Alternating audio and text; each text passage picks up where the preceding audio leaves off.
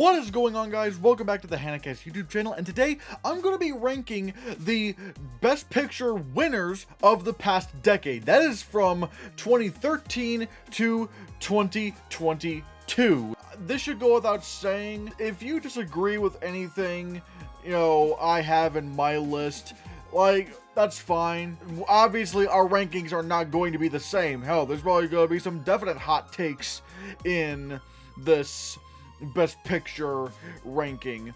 But that's what film is. Film is about having different perspectives and different opinions. I don't really think judging people for thinking a movie is good or bad is conducive to film fandom. I believe, we should be able to have different tastes and different preferences when it comes to movies. With that being said, number 10 is Nomadland. I thought it was extremely boring.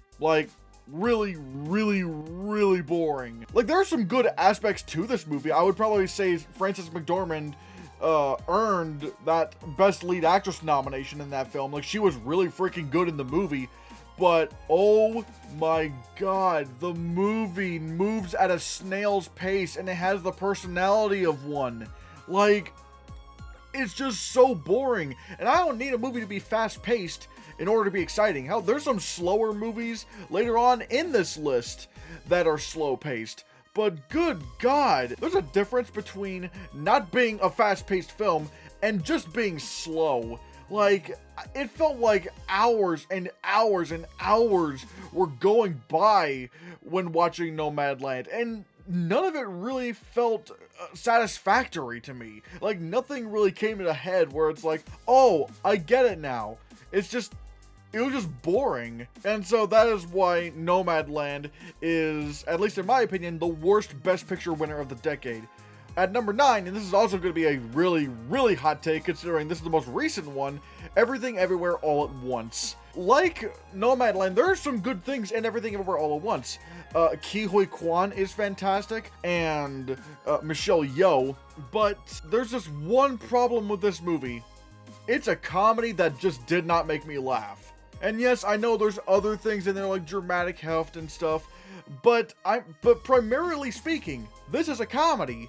And I just didn't laugh. Another thing that kind of turned me off with Everything Everywhere All at Once is that it's trying to be this big multiverse film, and it clearly doesn't have the budget to do so. It feels very restrained. It feels like it was reaching too far from what it was able to accomplish.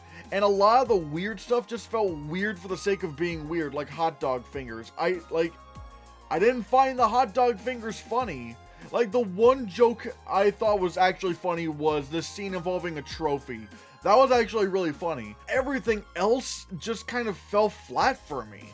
And again, that's a big problem when you're a comedy. You gotta be funny, and I just didn't laugh. And if I'm not laughing with these characters in a movie that's supposed to be a comedy, then I'm not really gonna care about the dramatic stuff. Because that's literally what this movie's trying to do. It's trying to balance the comedic with the drama. But if I'm not really laughing, I can't really get connected with the characters, and therefore I don't really care what happens to them when the dramatic stuff pops up. And then we get to number 8, which is a movie I do like, but again, I don't love, and that's Birdman or The Unexpected Virtue of Ignorance.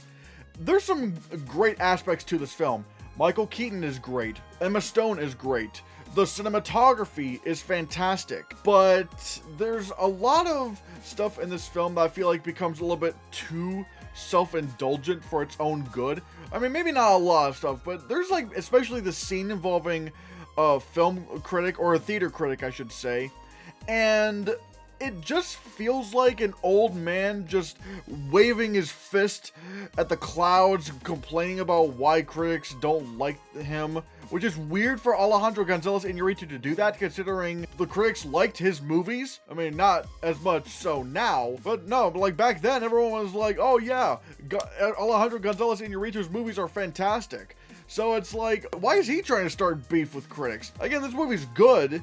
I like the film, but do I think it deserves Best Picture? Especially over the likes of movies like Whiplash, or The Theory of Everything, or The Grand Budapest Hotel, or some others I'm probably not thinking of at the moment? Not really. My number 7 pick is Spotlight. This one's really good. This is where we start getting into the really good films. Spotlight is a film about the true story about how these investigative journalists pretty much exposed the Catholic Church for being predatory towards children. And it's a very good film, and it's very well written. It's very, it's very interesting. It's not higher up on the list for me because there are some pacing issues. I can't really complain that much about Spotlight. Spotlight was a very, very solid, maybe even really good movie. Perhaps great, I'm not sure. But yeah. At number 6 is Coda. This is the first great movie on this list. And Coda, you know, if you don't know, it stands for Child of Deaf Adults. And it really was the feel-good Best Picture winner of that year. Because everyone was thinking it was going to be The Power of the Dog. And then out of nowhere, Coda just swept in and took, what was it? Best Supporting Actor, Troy Kotsur. Best Adapted Screenplay, and it won Best Picture. And hell, it even won the Producers Guild Award for Best Picture. So, like, the surge for Coda was like, it was like surging fast. It really does give an insight into deaf culture, and, you know, even makes some deaf jokes that aren't really at the expense of deaf people. Because, again, this girl, you know, she's not deaf, but her parents are deaf and her brother are deaf. And so, like, you hear her parents having sex and they're very, very loud and she can hear everything. That stuff is really funny, but again, it's not at the expense of deaf people and the deaf community. Also, Troy Kotsur, again, very, very likable actor, very likable performance. Again, it's just a very likable film, and that's probably why it won Best Picture. Because even though everyone was at first thinking it was going to be The Power of the Dog, you know, it was a very dry kind of film and kind of left a bitter taste in people's mouths. But Coda, it was a film that everyone was like, yeah, this is great, and that's probably why it won on the preferential ballot. And number 5, and oh boy, this is gonna be, again, very, very hot take. It's Green Book. Alright, I'm just gonna rip the band-aid off. It's Green Book. It wasn't my first pick to win Best Picture that year. No. I think it'd probably be Black Klansman. And don't get me wrong, Roma was great as well, but Green Book really did a lot for me in the same ways that Coda did. You know, it has a good message and stuff. And I know some people are saying, oh, but it's not culturally significant. No one's going to talk about Green Book in the future. I mean, people are still talking about Green Book, maybe not for the right reasons. But here's the thing about trying to say, like, you're supposed to pick a film that's going to be a classic for Best Picture. How do you know a film's going to be a classic? You don't know if a movie's going to be a classic, like, right then and there. It takes time for a movie to gain that kind of status. Like, for example, It's a Wonderful Life, it flopped at the box office. And no one really cared about it. But it became a classic over time. And I'm not saying Green Book is or isn't going to be a classic. Again, only time will tell. But that's the whole thing about, you know, you should be picking a movie that's going to be culturally significant in the future. When really, the fact is, we don't know what movies are going to be culturally significant in the future. We just don't. We don't, like, it's kind of hard to say that when we can't really see the future. All we can do is just pick which films, you know, we thought were the best. And again, I would have put Black Klansman over Green Book, but again, that's why Green Book won. It was a very likable kind of film. It was a likable film that made you feel good. Again, it had a very good message and also it just ends on a very wholesome note. Again, it's not the best Picture winner in history. Obviously not. But I feel like it does get too much hate in that regard because, like I said before, it's kind of hard to argue the whole thing about the whole culture status thing in the future when we don't know what the future is going to be like. We can really only judge a film in its context right today, at least when we're judging and voting for what we think is the best film of the year. Number 4 is The Shape of Water. This is one that a lot of people who have never really seen this film just go, it's just a movie about where a lady fucks a fish. Like, that won Best Picture. I'm like, it's about more than that. It's about like being able to relate to someone. It's about, you know, relationships that involve different forms of communication. In many ways, The Shape of Water is actually like Everything Everywhere All at Once. And honestly, this is kind of more of what I was thinking with how Everything Everywhere All at Once, how it handled its weirdness and how The Shape of Water handled its weirdness. Everything Everywhere All at Once, at least to me, I'm not saying you need to agree with me here, it just felt like it was being weird for the sake of being weird, whereas with The Shape of Water, a lot of the weird stuff, at least to me, did come across as a way of conveying the message, conveying the story, conveying something about the characters. The cinematography is fantastic, the production designing is fantastic, Guillermo del Toro's direction is fantastic. It just is a really fantastic film. At number 3 is Parasite. I'm on the boat with everyone on this one. Like, this movie's fantastic. Maybe I would have put Joker or 1917 above it, but again, okay, Joker is more solid in terms of like the ranking. For me, Parasite and 1917 like kind of go like this, but Parasite, I mean, yeah, it beat Joker, but I'm not gonna complain about it. Parasite is fantastic.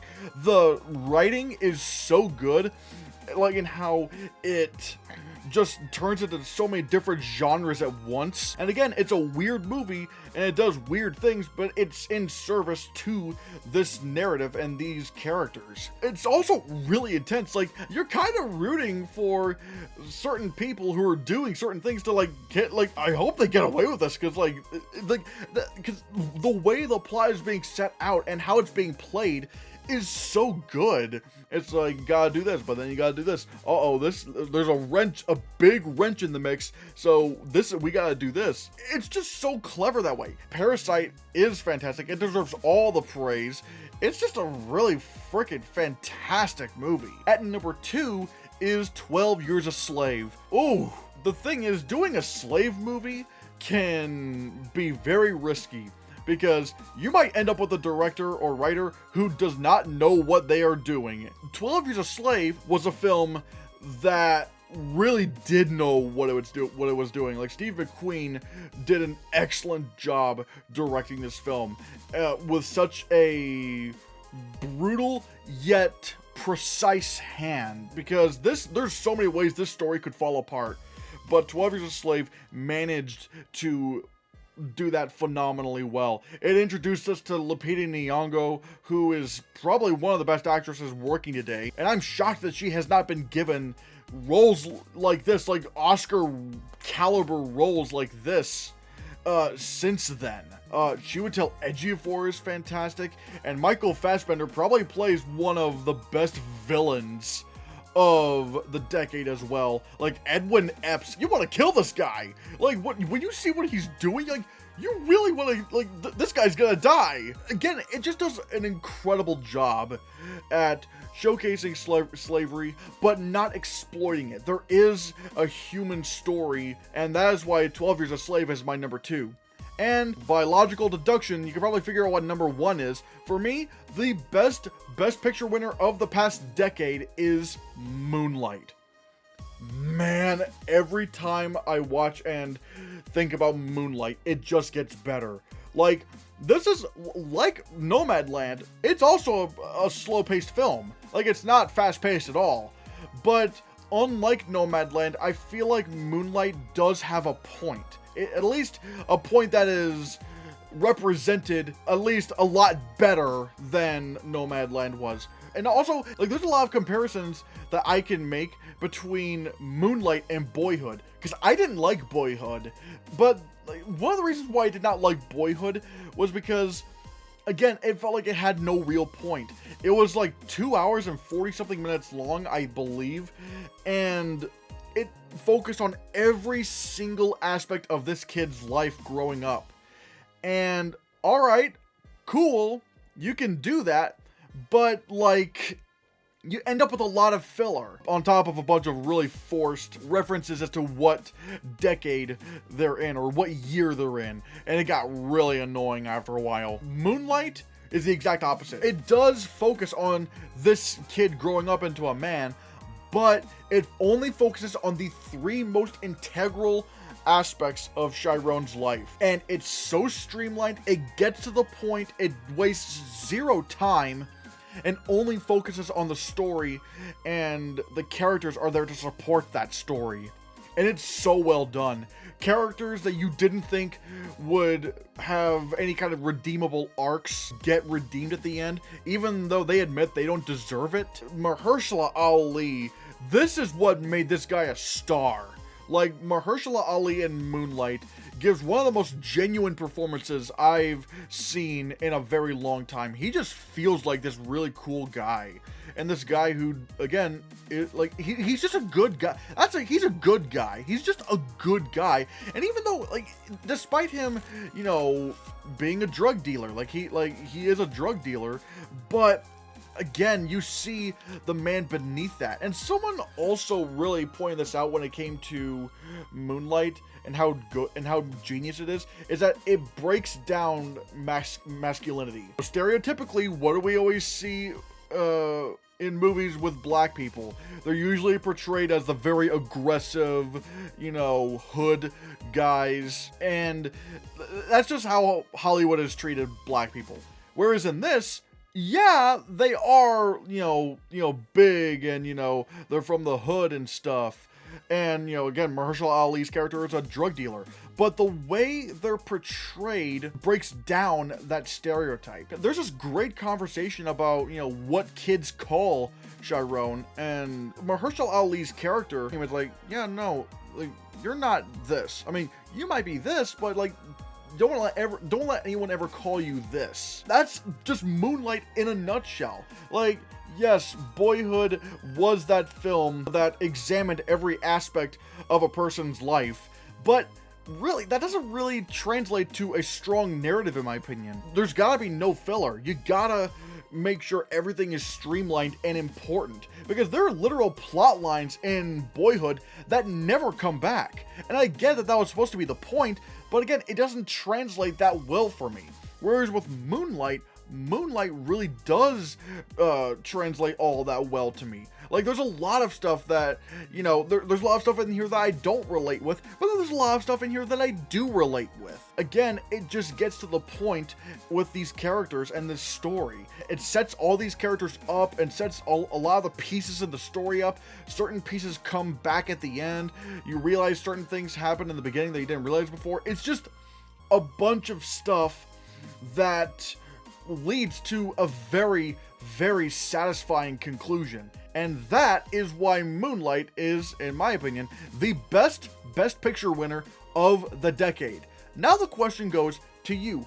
What do you think of my list of the best picture winners from the Oscars of the past decade? Which ones do you agree with? Which ones do you disagree with? Let me know your rankings below in the comments section. Don't forget to leave a like, hit that subscribe button, hit that bell icon so you can be notified of future videos. And I would like to thank my Ko-Fi supporters, Fudd and Rooney Coaster, for supporting me. And also, consider supporting me through memberships. You get fun emojis, you get some cool perks, including weekly Q&As, live Q&As, live streamed Q&As, and I'll even take some member requested reviews. And if you want to see more, click this.